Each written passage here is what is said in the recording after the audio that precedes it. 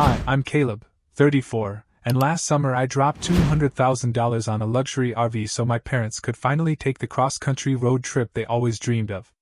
When I showed up at the launch site, backpack slung over one shoulder and my Spotify road trip playlist already queued, they looked me dead in the eye and drove off without me. I should have known something was off when Mom started texting me RV name ideas like it was a yacht. Voyager. Freedom Chariot. The Rolling Legacy. I suggested Big Lug with a fridge, and she responded with a thumbs up emoji and then radio silence for 3 days. Let me back up. My parents are the kind of people who used to tape travel shows on VHS. Every Sunday, growing up, we'd sit on the couch eating tuna melts and watching Rick Steves walk through quaint European towns or national park specials narrated by that one soothing guy with the mustache. They always said someday they'd see it all: Grand Canyon, Yellowstone, the Rockies. But life kept handing them delays: student loans, my sister's surprise twins, dad's shoulder surgery, layoffs, then COVID. I finally made decent money at my tech job. So for their 40th wedding anniversary, I bought them a top-tier RV, fully loaded, custom kitchen, solar panels, the works. I stocked it with snacks, and adventure begins, welcome mat, and even a printed itinerary with "Caleb joins here," marked in bold red in week 2. The plan was for me to fly out and meet them in Denver after their first leg. I even had hiking boots in my suitcase. They posted pictures every day: sunset in Arizona, coffee in Utah, laughing selfies at Four Corners. No captions ever mentioned me, but I figured they were just caught up in the fun. Then came Denver. I flew in, buzzed with excitement, and took a cab to the RV park. They were already there, parked by a lake. I spotted the RV, Dad's handwriting labeled "Reserved for Rolling Legacy," and jogged up to it, waving. The door opened. Mom stepped out in her visor and pastel windbreaker. Dad was behind her in sandals and socks, squinting into the sun. I grinned, arms open. "You guys made it." They didn't hug me. Didn't smile. Didn't even look relieved. Mom said, "We didn't think you were serious about joining." I blinked. "It's in the itinerary." Dad muttered, "That was your idea." Then, hand to God, they climbed back inside, closed the door, and drove away. Tires crunching gravel. Tail lights blinking. Me, standing there with my carry-on, clutching trail mix like a cartoon orphan. No explanation. No joke reveal. Just gone. I stood alone in that parking lot while a squirrel tried to climb into my backpack. And that was the moment I realized, this wasn't about forgetting. It was about excluding. I wish I could tell you I stood there stoically like some rugged travel memoir guy, but no, my first move was to call them. No answer. I called again. Straight to voicemail. I left a message that started casual: "Hey! You must have hit a dead zone," and ended with me saying, "Please tell me this isn't what it looks like." It was exactly what it looked like. I sat on a picnic bench next to a guy barbecuing kielbasa and tried not to look like I'd just been abandoned. He offered me a sausage. I declined. He offered me tequila. I took it. 2 hours later, my mom texted, "We didn't think you'd really want to come. You're so busy. We didn't want to pressure you." I stared at the screen for 5 minutes. No apology. Just, "We assumed you didn't mean it," I replied. "You drove off with my $200,000 RV and left me standing in a parking lot." She hearted the message. Hearted it. I booked a hotel that night using points and ordered room service like I was in a breakup montage. Steak, fries, wine, cheesecake. Ate all of it in bed. Then I did something I hadn't done in months.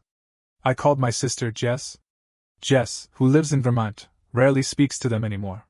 Last time we talked, it was because she was trying to get them to Zoom with their grandkids and Mom said she was too exhausted from rearranging the spice cabinet. When she answered, I told her everything. Her response? No. They did not. Oh my God! They so did. Apparently this wasn't the first time something like this had happened. Jess reminded me about her college graduation, that Mom and Dad forgot to book a hotel, said it was too much trouble to come, and then posted Facebook photos from a wine tasting the same weekend. She told me that the RV wasn't about adventure. It was about escape. But not from life, from us. And I started to see it. The way they'd always praised. Independence. So long as it meant not needing anything from them.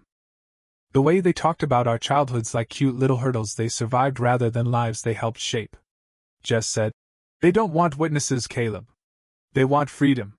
Even if it means ditching their own kid in a parking lot."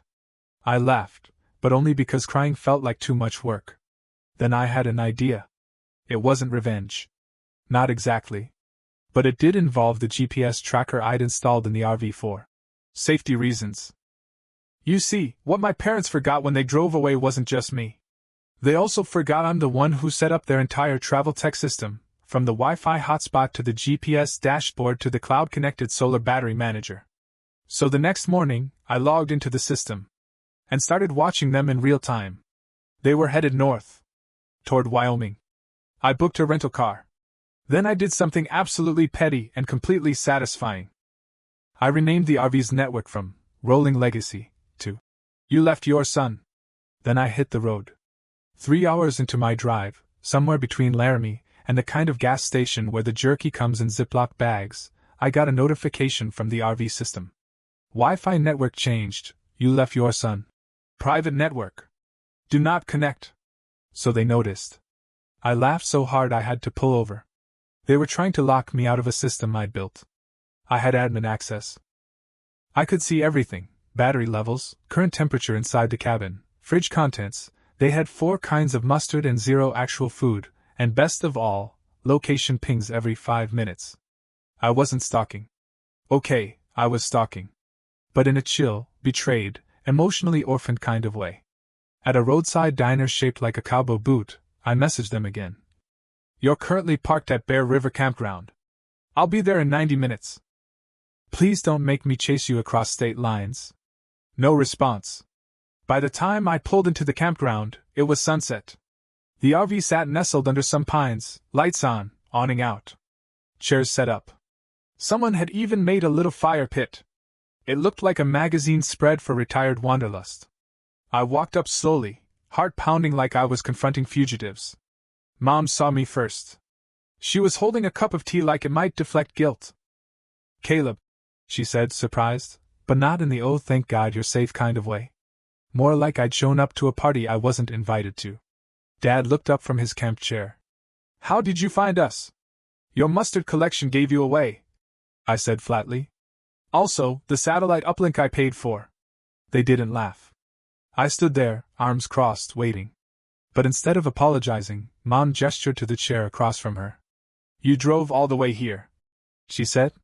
Might as well sit. I didn't. Instead, I said, Why'd you leave me? Dad rubbed his face. We didn't think you were serious. You didn't think I'd show up for you? When I bought you a literal house on wheels and built your entire travel system from scratch? Mom's voice got that breathy, condescending tone I'd known since puberty. You always overreact, sweetie. I felt it then, that slow, creeping awareness that this wasn't some misunderstanding. This was a pattern. Jess had been right. They didn't forget me. They didn't even dislike me. They just didn't think I mattered enough to include. So I said the quiet thing out loud. You love the idea of being parents more than you ever loved being them. Dad's jaw clenched. Mom looked away. I wanted to come on this trip, I continued. I wanted to make memories with you. I thought this would be our thing. You wanted an RV. You didn't want me, Mom finally said.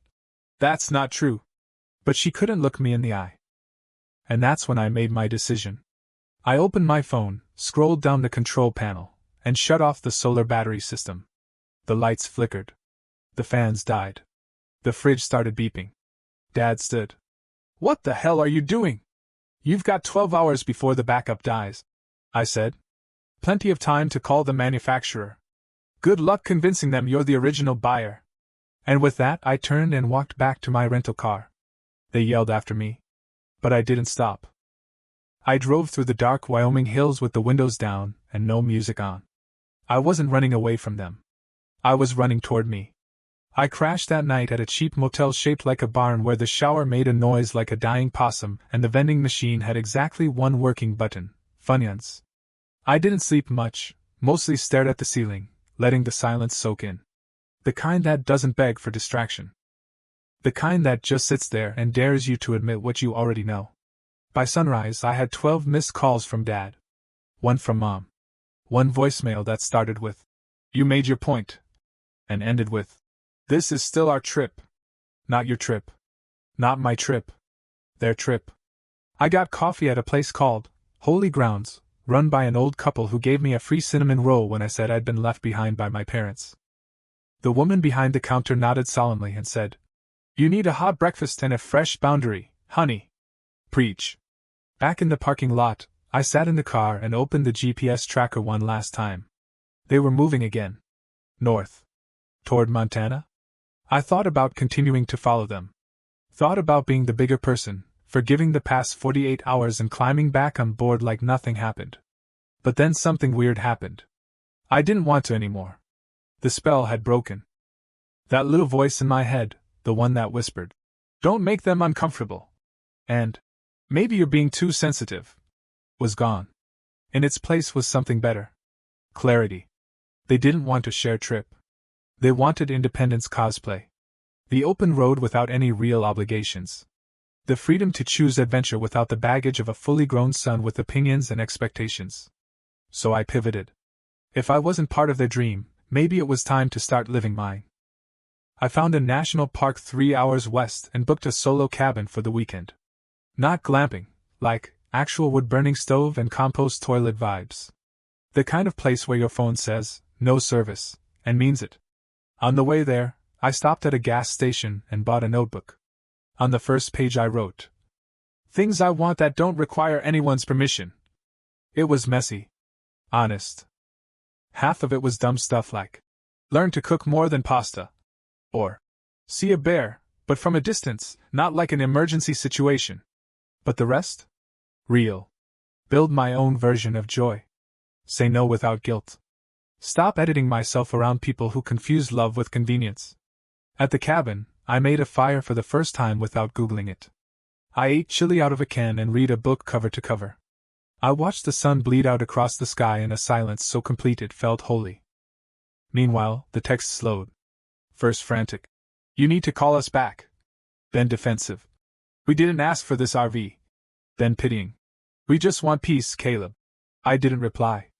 That night, wrapped in 3 blankets and one epiphany, I realized something.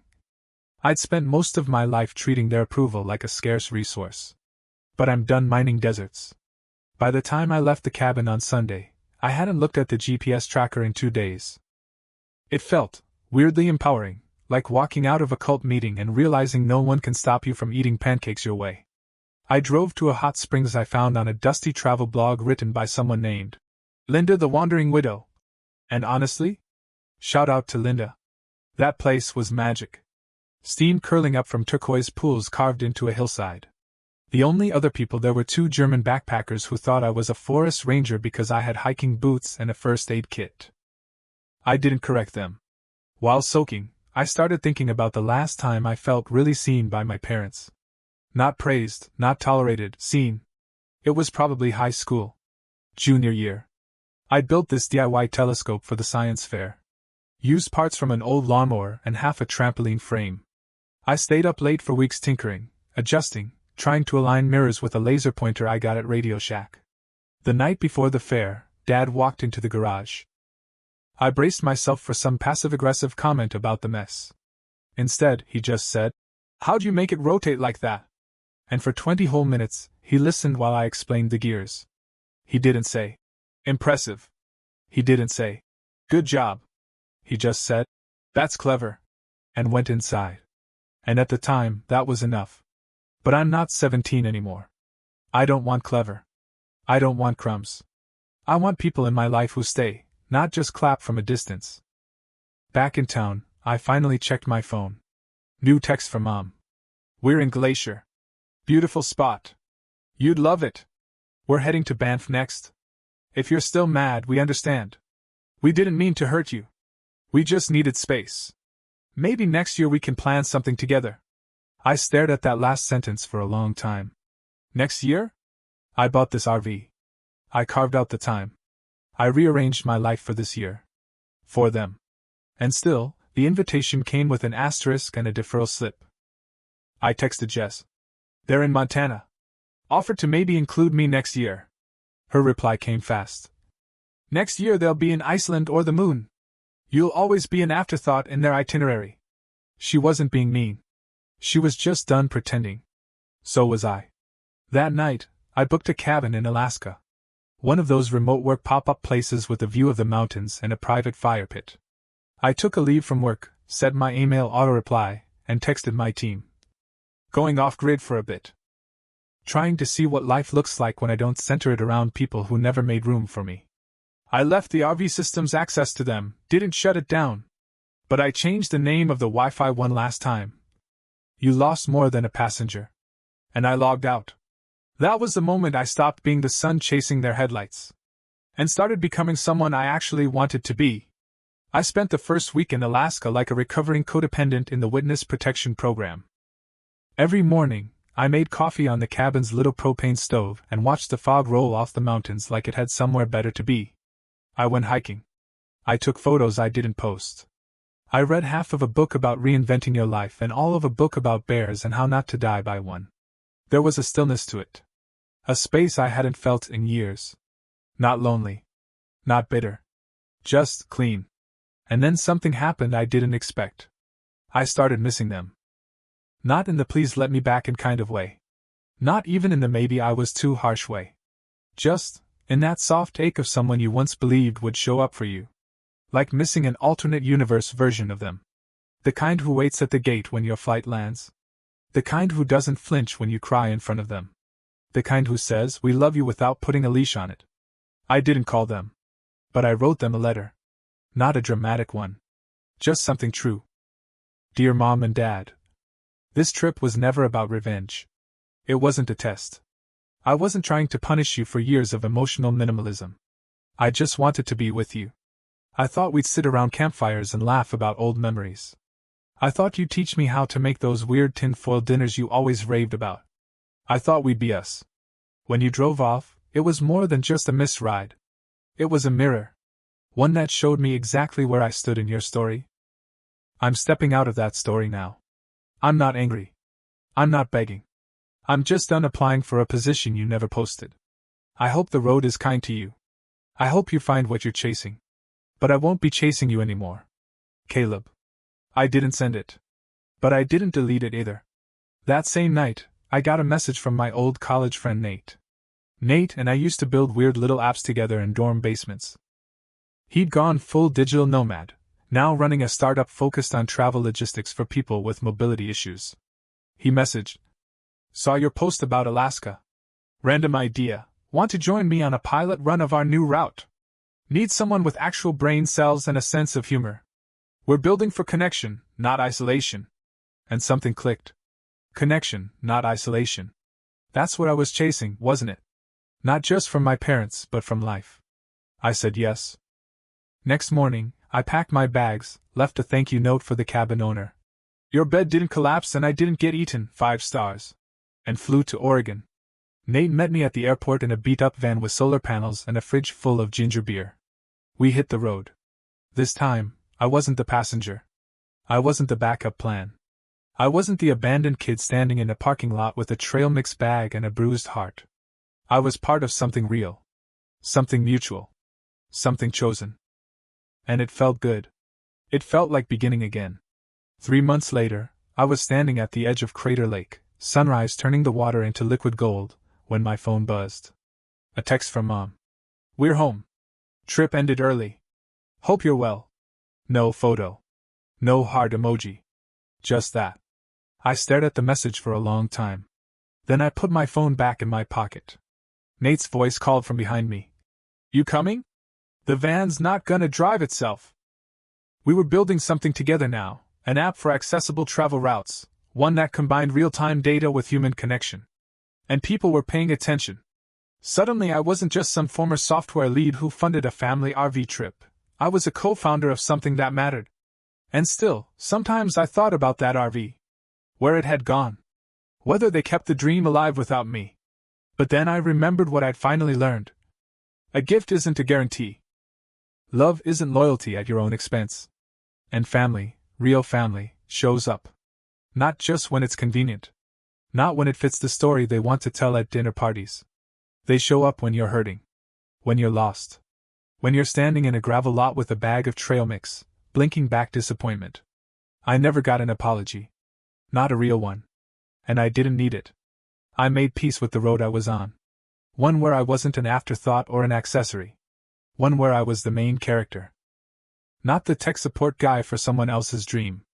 I still keep the GPS tracker login on my phone. Not because I want to stalk them, because I like knowing I could, and choose not to. That's my freedom now. Mine to hold. Mine to steer.